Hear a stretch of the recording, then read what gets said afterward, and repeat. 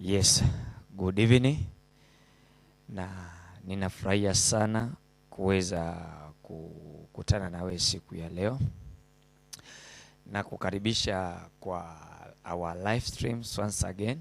You are mostly welcome.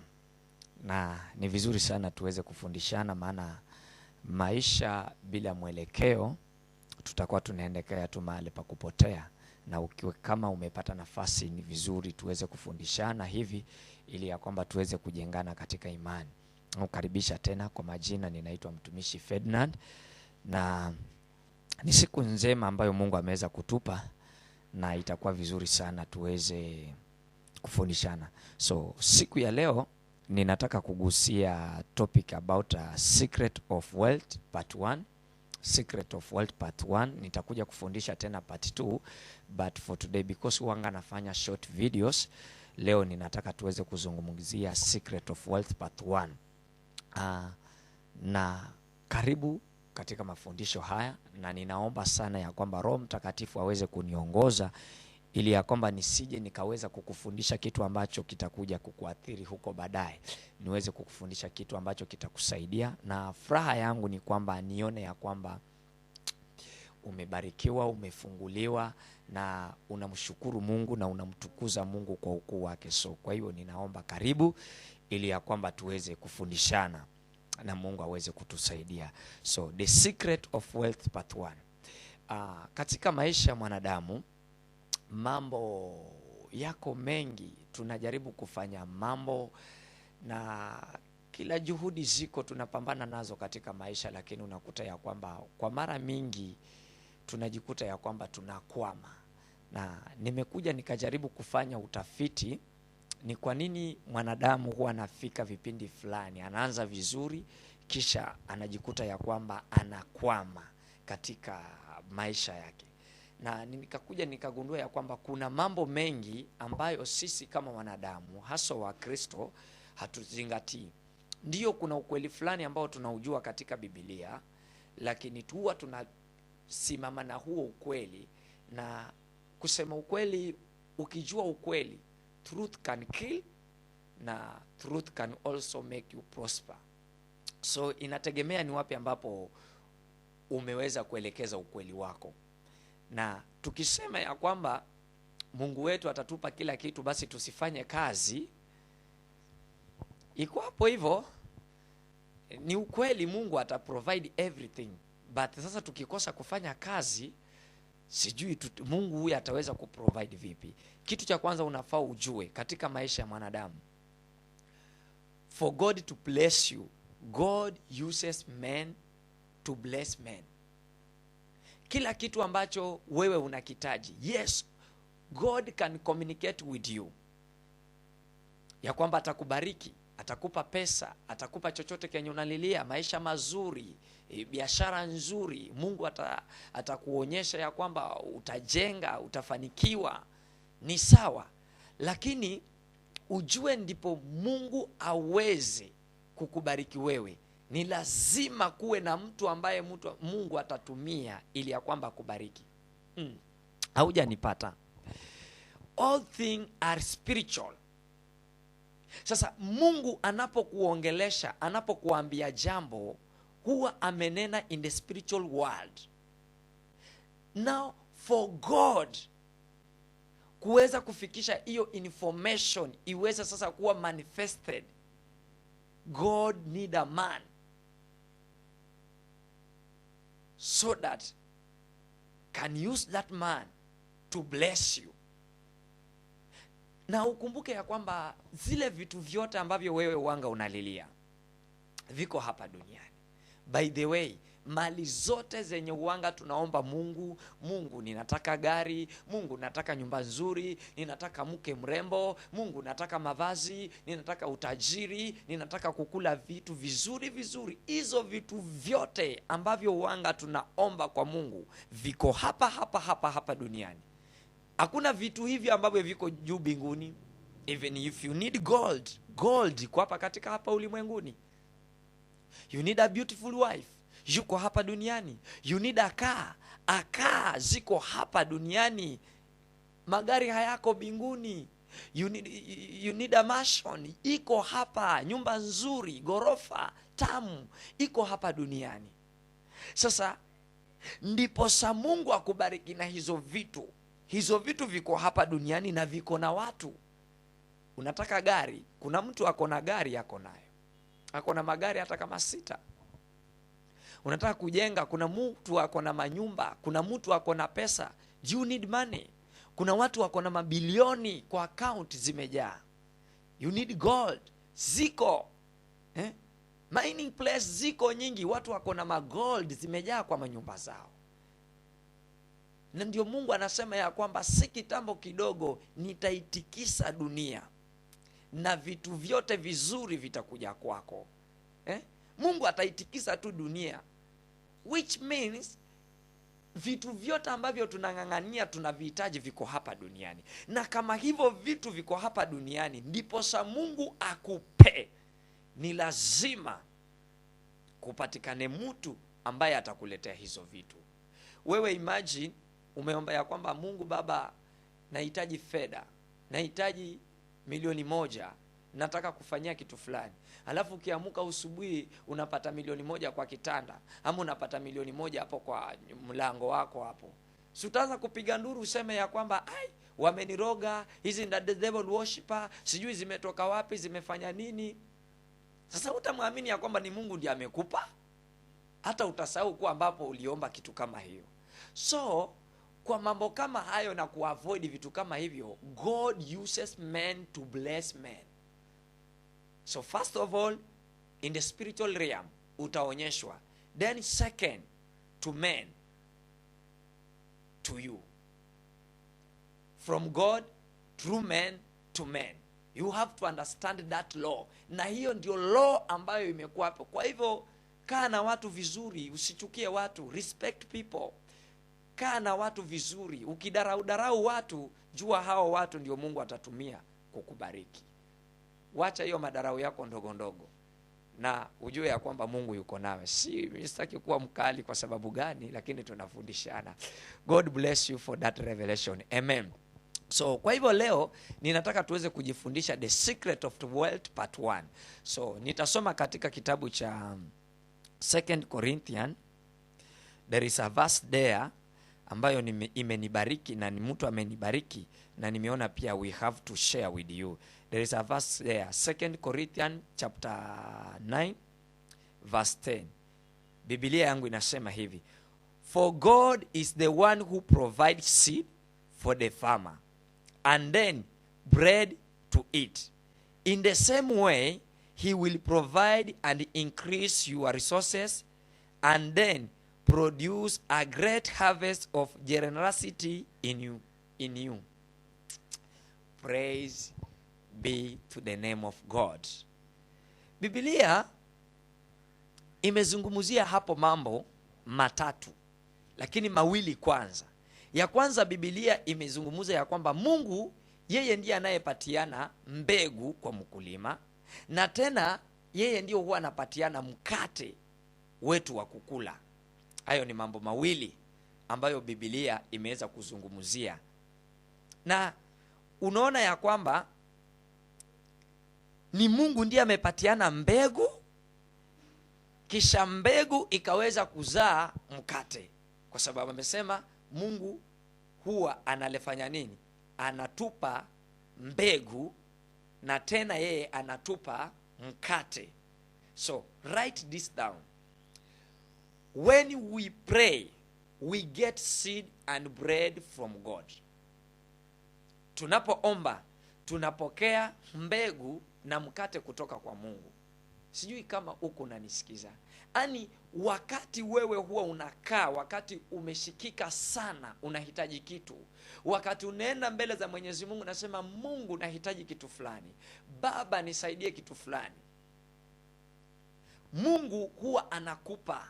Sasa kile kitu ambacho Mungu huwa anakupa, tuseme for example we are talking about a wealth, tuzungumuza about prosperity in the money, mambo kuhusu na fedha. So unapoomba ya kwamba Baba ninahitaji fedha za kutumia, sasa Mungu anapokupa fedha yoyote ile unayopata, haijalishi ni nyingi, haijalishi ni kidogo, hiyo tunaiweka kwa kategori ya seed and bread. That is a seed and bread God has provided to you.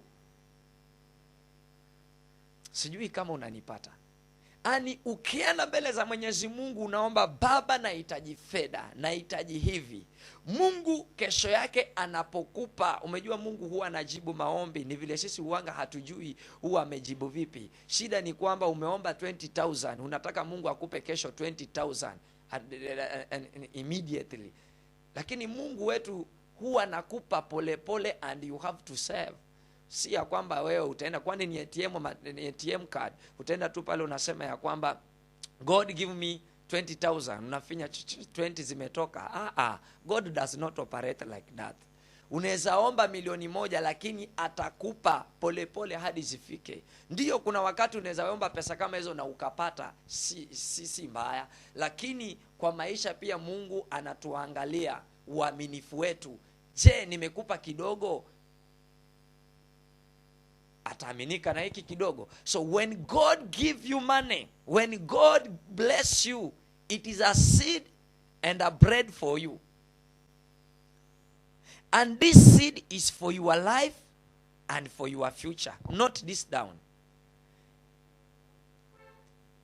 Ile mbegu yenye Mungu huwa anatupa na mkate wenye Mungu huwa anatupa wa kila siku, huwa ni kwa maisha yetu na hatima zetu. Hiyo ni kitu ambacho unafaa ujue sana na ushike vizuri sana. But you have to plan for both your future and your life. Nishike hii tafadhali. You have to plan for your future and for your life. So when God gives you seed and bread, ukishapokea hivi mbegu na mkate, so it's up to you to plan for your future and for your life. Very, very, very powerful. Very, very powerful. Or else you will suffer in your future. If you eat your seed today, tomorrow you will not have anything to harvest and you will suffer. So you have to plan for your seed and bread that you get today. You plan it for your future and for your life. Wow. So powerful. So powerful. So when God gives you seed so that you may plan for your future, do not eat that seed. You have to plant it. But for bread, eat it for your life. Kwa sababu mkate unahitaji kwa ajili ya kuishi, mkate kula. Lakini mbegu ni lazima uweze kupanda kwa sababu ya hatima yako. Lakini watu wengi hawajagundua hili jambo. Wanakula mkate na wanakula mbegu pia. Kisha wanakaa wanasema ya kwamba Biblia imesema na tusiwaze kuhusu ya kesho, kwa maana kesho itajishughulikia yeye yenyewe. Ni sawa, kama haja kupa mbegu, kesho itajishughulikia. Lakini kama Mungu amekwisha kupa mbegu na umekula mbegu na umekula mkate, utaona movie. Kuna my sister mmoja wanga anasema ya kwamba utaona movie. Na for real utaona movie kwa kukula mbegu na mkate. Wow, this is so beautiful, so beautiful, so beautiful. So don't just be a fool that you eat both seed and bread. Mungu si tuseme Mungu ani nyinyi msimchukulie Mungu tu hivi ya kwamba akupe mbegu na akupe mkate kisha wewe uchukue mbegu na mkate ukule vyote alafu unasema Mungu atakupa tena. Hapana. Hata ile parable ambayo ilikuwa ni ya talent, yule ambaye alipewa moja akaizika aliweza kupokonywa kila kitu, na akaweza kufukuzwa kwa sababu ya upumbavu wake. So sitaki wewe uweze kukua mpumbavu kiasi hicho ya kwamba utaweza kufanya nini? Kukula hivyo. So this means when God gives you 300 per day, you have to eat because that is your bread, but you have to eat a little because that money is also little. You have to keep 10% for your tithe. And then you have to keep seed. Seed. You have to save. Okay. Sijui kama mko mnanielewa. When I'm talking about seed, siongelee ile seed ambayo wanga mnaambiwa makanisa ya kwamba panda mbegu na utaweza kuvuna, panda mbegu na utaweza kuvuna. Hapana, siongelei kuhusu hiyo seed. Ninaongelea seed saving. A seed as in saving. Siongelee kuhusu seed ya kutoa ile kanisani yenye utapeleka uombewe. Ninaongelea kuhusu saving. When God gives you a token, hiyo token yenye Mungu wanga na kupatia kila siku imebeba your seed, imebeba your bread. So it's for you to plan now. Yes, leo nimepata token ya 300. Nitafanyaje? 100 for food. Yes, 30 bob for tithe. The remaining, you have to keep it for the seed. You have to save it. And that is the law that God has given unto us according to 2 Corinthians chapter 9 verse 10. You have to save. Watu wengi hapa to save, tunatarajia pesa itoke wapi? Hata kwa banki uwezi kupewa pesa siku hizi kama ufanyi saving. You have to save. You have to give tithe. Na watu wengi tumeweza kuambiwa ya kwamba tukitaka kuweza kuendelea upande wa kifedha, we have to give.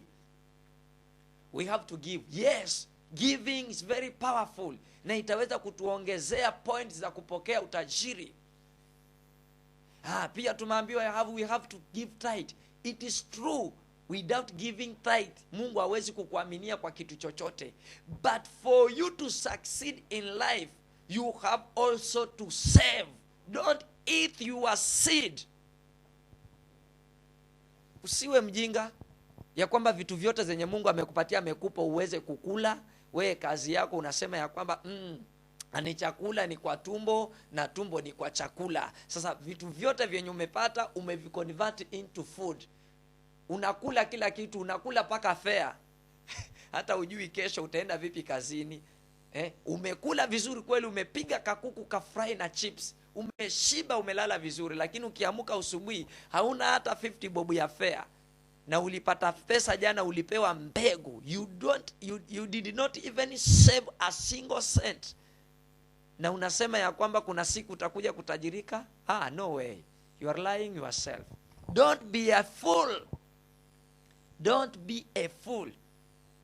If you get 500 shillings, you have to eat your bread. Yes. Eat a little. Yes. And then keep tithe. 50 bob of 500. The rest you have to plant. You have to plant for your future and for your tomorrow. You have to save the remaining money. Don't eat your seed. Don't spend more than you get. Jamani, hata kama tumeokoka, ni lazima kuna vitu vingine tuweze kujua vile tutakavyoishi katika hapa maisha. Tukiwa wajinga, hatutaweza kuendelea. Tutaweza tu kusema ya kwamba Mungu ukiomba huwa ajibu very instant. Na Mungu anatujibu maombi yetu kila siku. We unalala njaa. Imagine we ni tajiri mkubwa, unakunywa chai, unakula lunch, unakula supper na unabaki na kakitu kwa mfuko. Kuna watu wanateseka, hawana pesa. What about mayatima wenye hawajui hata wanatoa wapi? We ni tajiri. Mungu anakubariki kila siku, anajibu maombi yako. Now, write this, note this. What is the work of seed? What is the work of seed? What is the work of seed? Number 1, Seed is for emergency. Emergency in your life now. Emergency in your life now.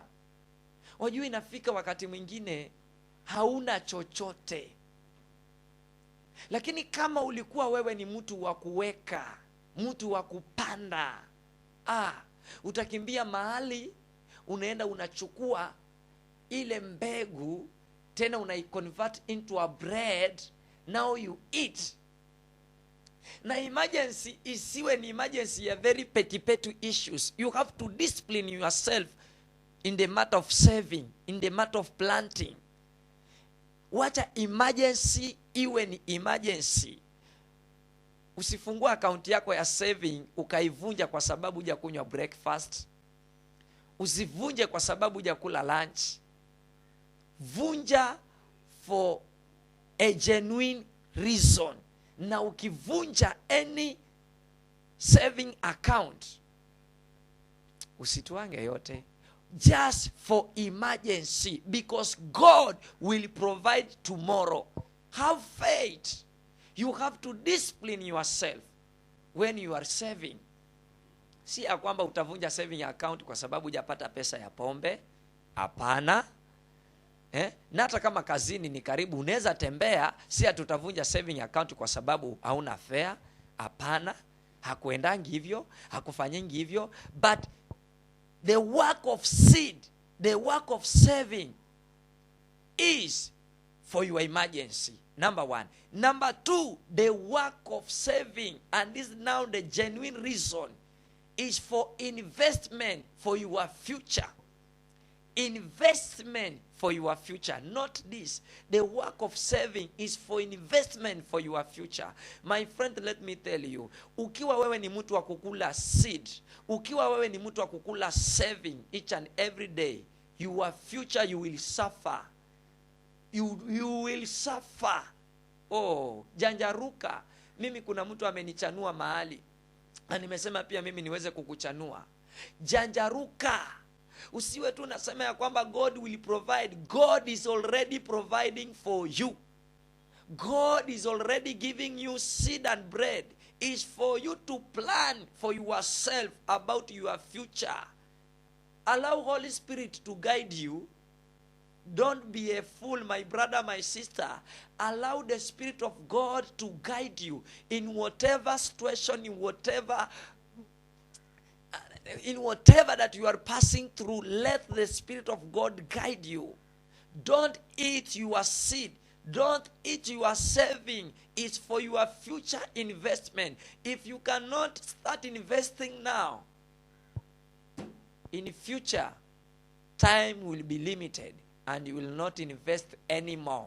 Utaishi kuwa mfanyakazi wa watu. Kwa nini watu wanakuanga wanaajiriwa na serikali, wanafanya kazi vizuri, na baadaye wanajikuta ya kwamba tena wamekuja hata paka wanakuwa askari mgongo? Na hata serikali ilijua hii vitu.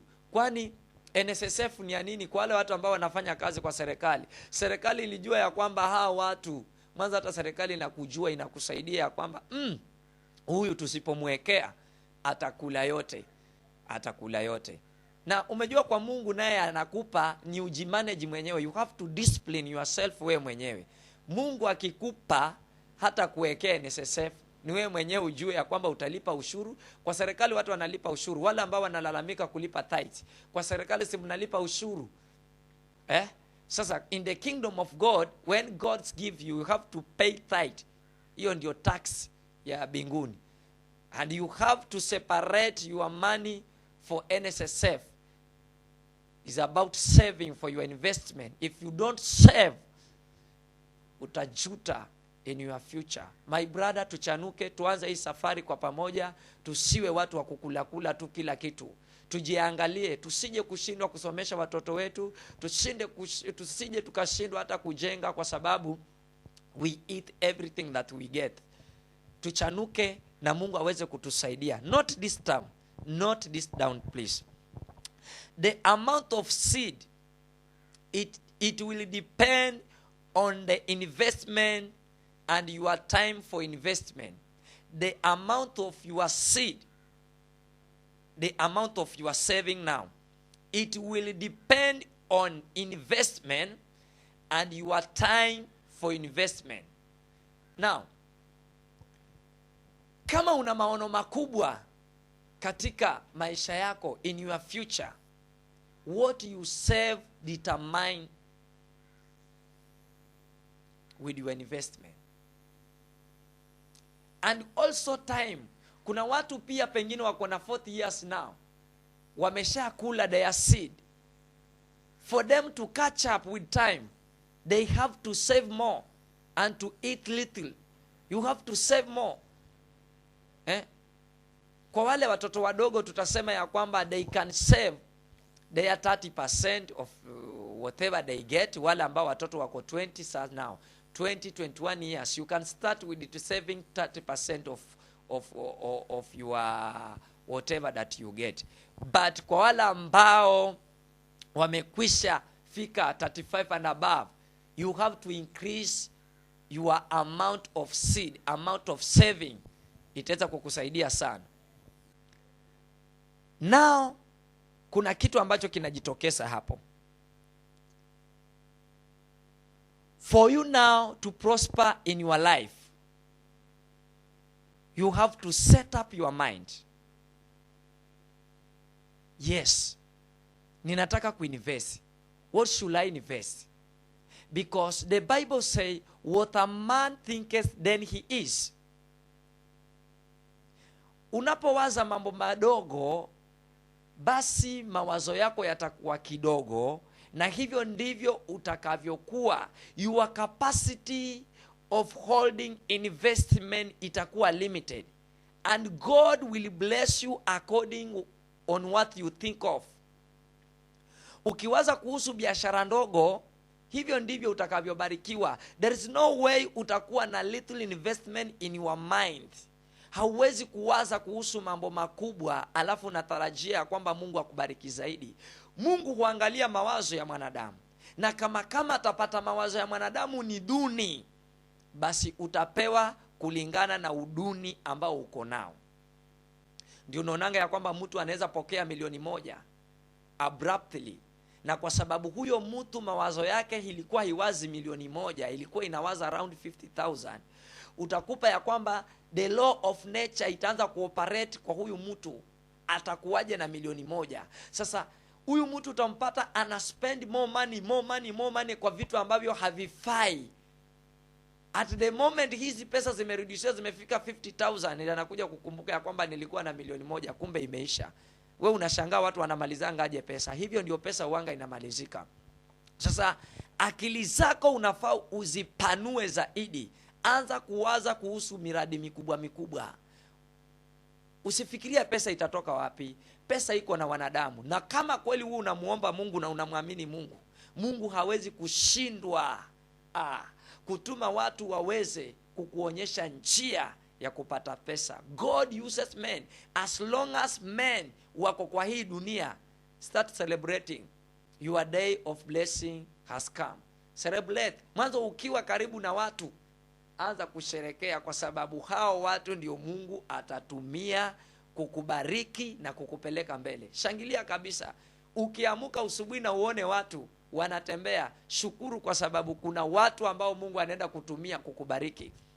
Sasa panua mawazo yako. Kuanzia leo fikiria mambo makubwa. Usijali pesa itatoka wapi.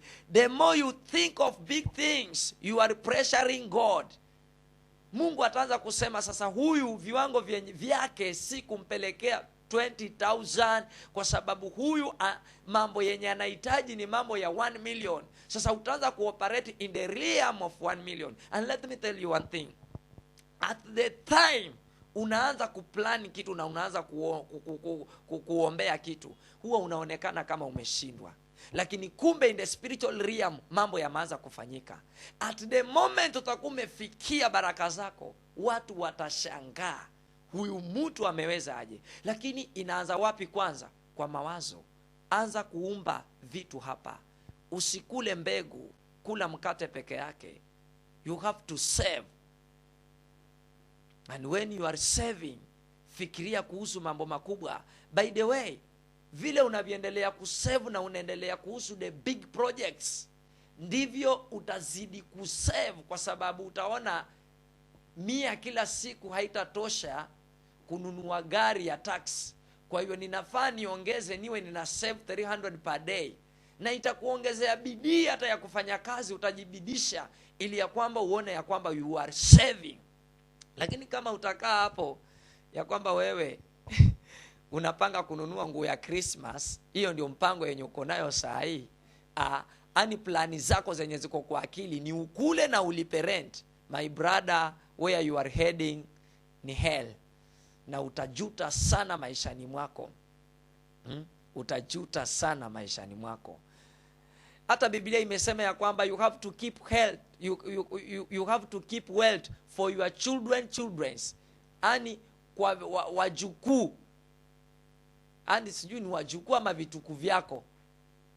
Utajiri ambao, investment ambao unafanya leo, inafaa iweze kusimamia hadi watoto wa watoto wako. Sasa wewe kama ni mtu wa kusave 100, sasa wewe kama ni mtu wa kukula sima mfuko moja, mwanaume unakula yote peke yako, nafikiri hiyo ni nguvu ya nini? Hiyo ni nguvu ya mapepo. Kama unaweza kula chapati 5 surwa, unapiga kuku yote nzima, unatarajia kesho investments zinatoka wapi?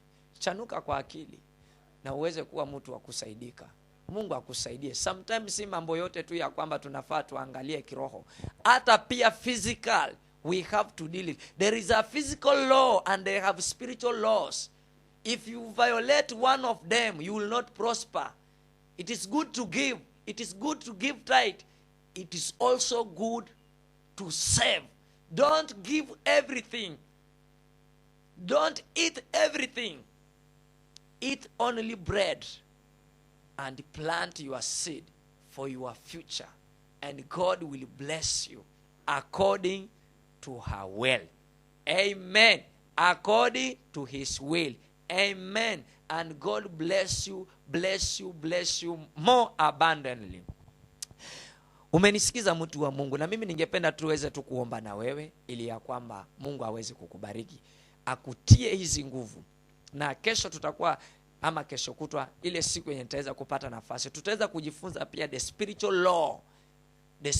law, how to get wealth, na Mungu ataweza kukubariki. Nimeweza tu kuguzia juu kwa sababu muda ni kidogo hapa kwa online services, na sitaki niweze kukuchokesha, but ukinitafuta tutaweza kujifunza mambo mengi. So I want to pray for you ili ya kwamba Mungu aweze kukubariki na kusaidie, akili zako zifunguke na njia zilizokuwa zimefungika zote ziondolewe. Tuamini na tuombe. Baba, ni katika jina la Yesu Kristo, na kushukuru kwa sababu huyu mpendwa umetupa nafasi, tumeweza kujifundisha mambo kuhusu mfalme, kuhusu kujifunza mambo kuhusu mkate na kuhusu mbegu. Asante kwa sababu wewe unatubariki kila siku na unatupa kila siku. Na sasa ninaomba ya kwamba Mungu mwenye nguvu na uwezo, mbariki huyu mpendwa ambaye amenisikiza, mpatie hekima ya kuweza mfalme kuweza kuanza kusave katika mfalme chochote ambacho unampa. Baba, ni asante, ninakemea kila maroho yote ambayo ilikuwa imemfunga asiweze kusave, ninazingoa zote, kila nguvu zote ambazo zilikuwa zimekamata njia zake za kupata fedha, nimezikemea hizo njia na kutoa ndani ya maisha yake katika jina la Yesu. Ninamuombea kuanzia sasa aweze kukutana na fedha, aweze kupatana na kazi ambazo zitamwezesha aweze kupata mkate na aweze kupanda kwa sababu ya ufalme wako. Asante kwa sababu Mungu wa mbinguni watakutolea hata fungu la 10 na wataweza kubariki wengine watakapobarikiwa. Mungu, wewe ni wa ajabu, na ninajua ya kwamba unaenda kufungua akili zake, na kuanzia leo atatenda sawasawa na mapenzi yako, na ni katika jina la Yesu muomba nikiamini. God bless you mtu wa Mungu. Tukutane tena next time kwa mafundisho. Usikose mafundisho. Ukiona my notification in Facebook, in YouTube, tafadhali wewe enda uangalie notification hizo, na Mungu ataweza kukubariki ili ya kwamba mambo yote utaweza kufanikiwa. Majina yangu ni mtumishi Ferdinand. Kama wewe unataka kukutana na mimi, namba zangu ziko hapo chini, hizo zenye zinapita, utaweza kunipata, tutaweza kuongea na Mungu ataweza kutubariki zaidi. Na huwa nasema ya kwamba kama wewe ni mtumishi wa Mungu na pia unataka platform ya mahubiri, tukupatie online streaming, we have very good platform for online services. Njoo for affordable price, wewe mwenyewe utaweza kuenjoy na Mungu ataweza kubariki kwa sababu tunaeneza injili. Mungu akubariki na kubariki zaidi. Amen, amen. Be blessed. Usile kila kitu. Usile kila kitu. Kula mkate peke yake na ukapande mbegu. You have to save for your investment in your future. God bless you.